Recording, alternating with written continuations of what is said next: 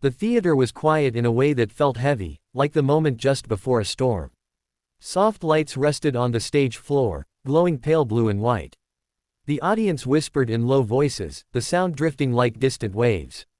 Judges sat behind their long desk, cups of water untouched, faces calm but tired from a long day of auditions. Simon Cowell leaned back in his chair, arms crossed, eyes sharp but guarded. He had seen thousands of performers. Very few surprised him anymore. From the side of the stage, a young man waited.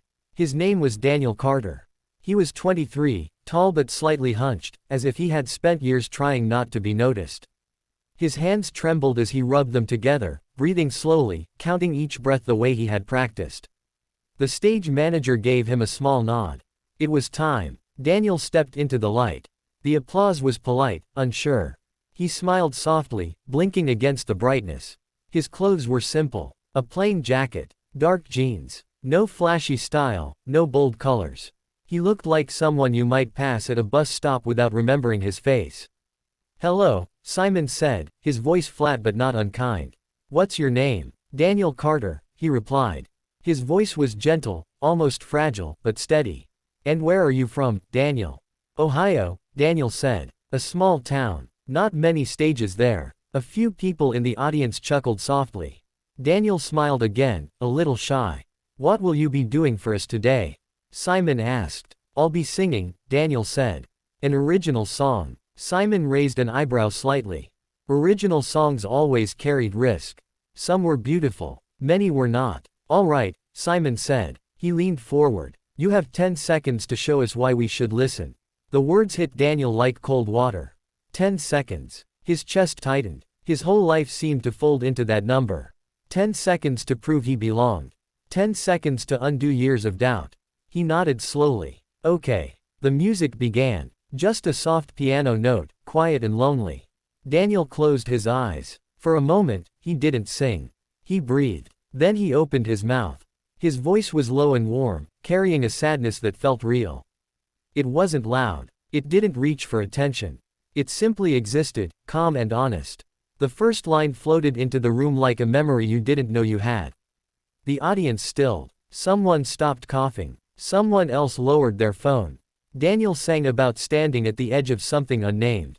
About being unseen. About waiting. Simon watched closely. He didn't smile. He didn't frown. But his arms slowly uncrossed. 10 seconds passed. Daniel kept singing. Simon lifted a hand. "Stop," he said. The music cut. A sharp silence followed. Daniel froze. His heart dropped into his stomach. He thought, "This is it. This is where it ends." "I said 10 seconds, Simon said calmly. "And you used them." Daniel swallowed. "I'm sorry. I didn't say that to stop you because it was bad," Simon continued. "I stopped you because I needed to hear something else." Daniel looked up, confused. "I want you to start again," Simon said. "But this time, don't be careful.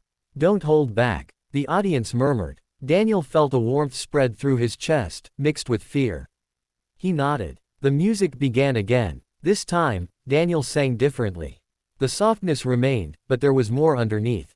Pain, hope, long nights, missed chances. He sang like someone who had carried a weight for too long and finally set it down. The room seemed to breathe with him. By the time he reached the chorus, a few people in the audience were wiping their eyes. One judge leaned forward, hands clasped. Simon sat very still. When the final note faded, there was silence. Then applause rose, slow at first, then strong. It filled the theater, warm and steady. Daniel stood there, stunned, his chest rising and falling. Simon cleared his throat. "Daniel," he said, "why haven't we heard of you before?" Daniel hesitated. "I never thought anyone would listen," he said quietly. "I sang in my room. In my car. That was enough." Simon nodded. "Sometimes, the quiet ones have the most to say." Daniel left the stage that day with a yes from the judges and a feeling he couldn't name. It wasn't joy exactly. It was something deeper. Like a door opening. But the journey didn't suddenly become easy. After the show aired, Daniel returned home. His small apartment felt different now. Too quiet. Messages filled his phone, but so did doubts. Was he really good enough? Or was it just a moment? Weeks passed. He practiced constantly. Some days his voice felt strong. Other days it felt thin and weak. He watched old performances, comparing himself to others, wondering if he belonged among them. At one rehearsal, his voice cracked. He stopped singing and stared at the floor. "You okay?" asked Marcus, the show's vocal coach. Daniel nodded, though his eyes were tired. "I just don't want to waste the chance." Marcus smiled gently. "You won't. Just don't forget why you started." The next live show arrived. Bright lights. Louder crowd. Daniel stood backstage, heart racing. He remembered Simon's words. "Don't be careful." He sang a new song, one about going home and finding yourself changed. His voice was steadier now, fuller. When he finished, the crowd rose to their feet. Simon stood too. Week after week, Daniel stayed. Each performance peeled back another layer.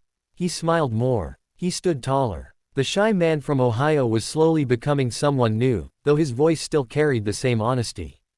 When the season ended, Daniel didn't win first place.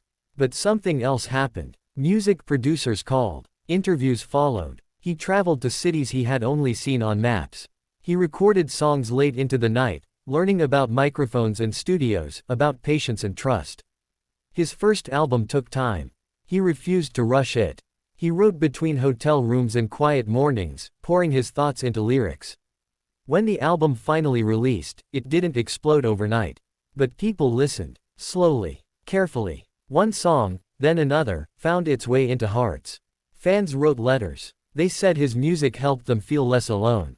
Helped them breathe. Years passed. One evening, Daniel stood on a large stage, far bigger than the first one. Thousands of lights glowed like stars. The crowd stretched beyond sight. He stepped forward, guitar in hand. "I was once given 10 seconds, he said into the microphone. "Those seconds changed my life." The crowd cheered. He sang the same song he had sung that first day. His voice was stronger now, but the feeling remained. Calm, honest, real. Somewhere in the audience, Simon Cowell watched, a small smile on his face. Daniel finished the song and let the moment rest. He closed his eyes, breathing it in. He had not become famous because he was loud. He had become known because he was true. And it all began with 10 seconds, and the courage to use them.